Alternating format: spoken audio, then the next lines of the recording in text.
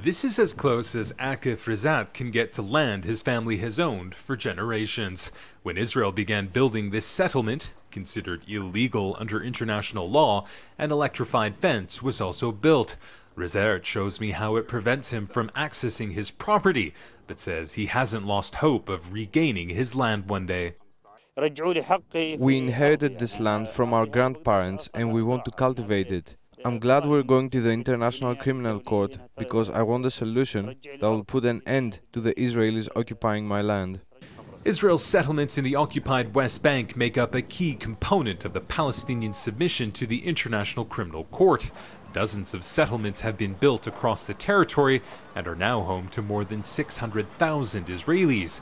The key argument in the complaint against the settlements is based on Article 8, Section 2 of the ICC's Rome Statute, which states the transfer of an occupying power's civilian population into territories it occupies is illegal. The file is broken down into three main categories of complaints. The first deals with these illegal settlements, which you can see here.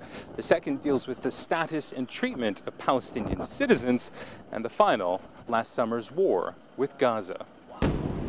Israel is also accused of seriously breaching the international rules of war during last year's 50-day bombardment of the Gaza Strip, when more than 2,200 Palestinians were killed, mostly civilians.